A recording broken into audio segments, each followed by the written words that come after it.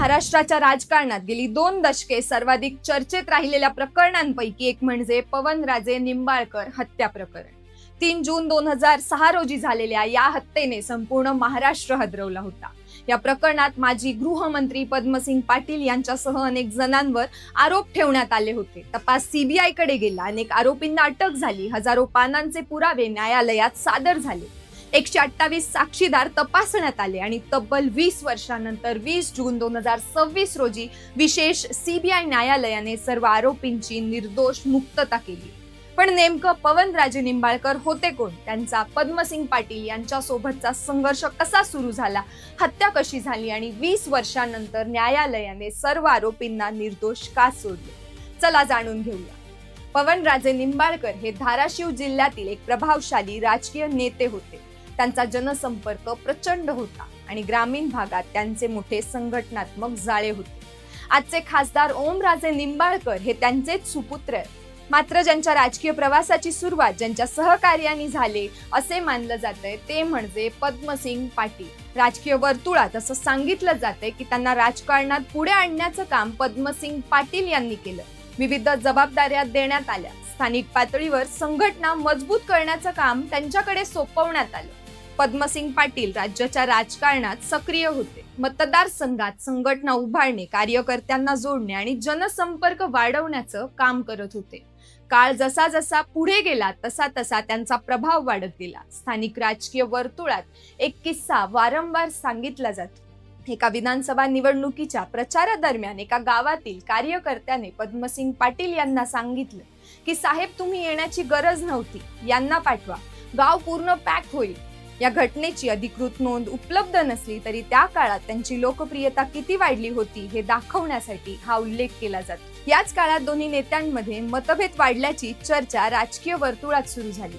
कालांतराने त्यांनी पद्मसिंग पाटील यांची साथ सोडली, त्यानंतर काँग्रेस पक्षात प्रवेश केला। या क्षणापासून धाराशिव जिल्ह्यात पद्मसिंग पाटील विरुद्ध ते असा थेट राजकीय संघर्ष सुरू झाला। दोघांचे कार्यकर्ते, दोघांचे गट आणि दोघांचे राजकीय प्रभाव क्षेत्र वेगळे झाले। 2004 मध्ये विधानसभा निवडणूक जाहीर झाली। राष्ट्रवादी काँग्रेस पक्षाकडून पद्मसिंग पाटील उमेदवार होते। त्या काळात काँग्रेस आणि राष्ट्रवादी काँग्रेस यांची आघाडी असल्यामुळे काँग्रेसकडून त्यांना उमेदवारी मिळू शकली नाही।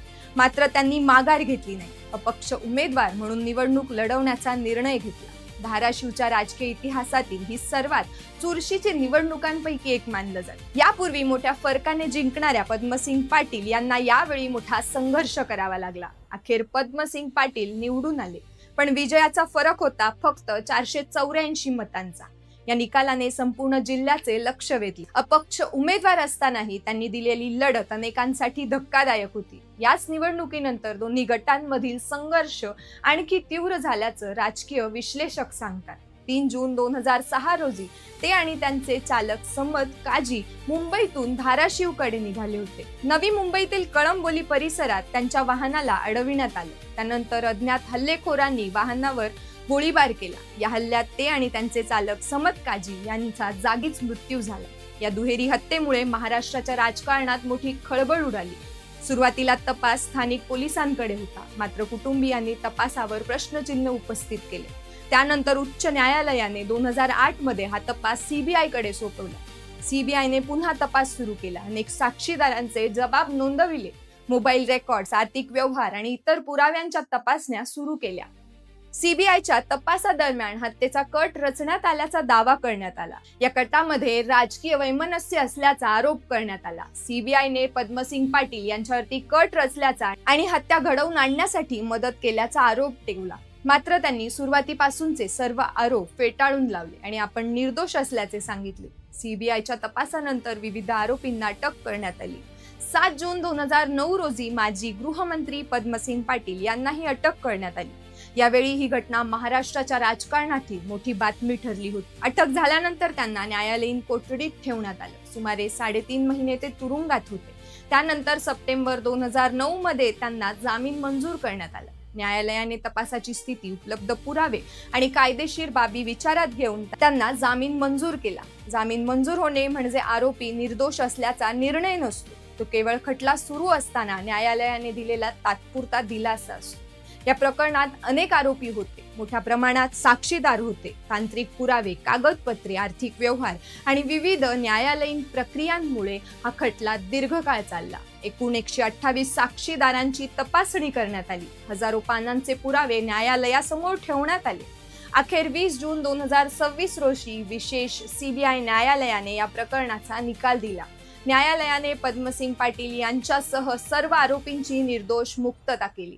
न्यायालयाच्या निरीक्षणानुसार विभियोजन पक्षाने सादर केलेल्या काही महत्त्वाच्या पुराव्यांमध्ये आणि मुख्य साक्षीदारांच्या जबाबांमध्ये विसंगती आढळून आली. विशेषतः माफीच्या साक्षीदारांच्या साक्षीवर पूर्णपणे विश्वास ठेवणे शक्य नसल्याने न्यायालयाने नमूद केले.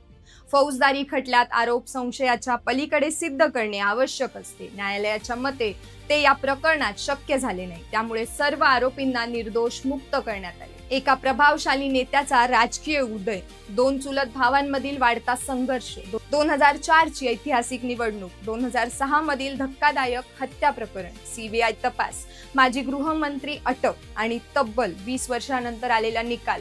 पवनराजे निंबाळकर हत्या प्रकरण हे महाराष्ट्राच्या राजकीय इतिहासातील सर्वात चर्चित आणि वादग्रस्त प्रकरणांपैकी एक कायम स्मरणात राहील. या प्रकरणाबाबत तुमचं काय मत आहे? न्यायालयाचा निर्णय योग्य वाटतो का? आम्हाला कमेंट्समध्ये सांगा. आणि हो, व्हिडिओ आवडला असेल तर लाईक, शेअर आणि सबस्क्राईब करा. धन्यवाद.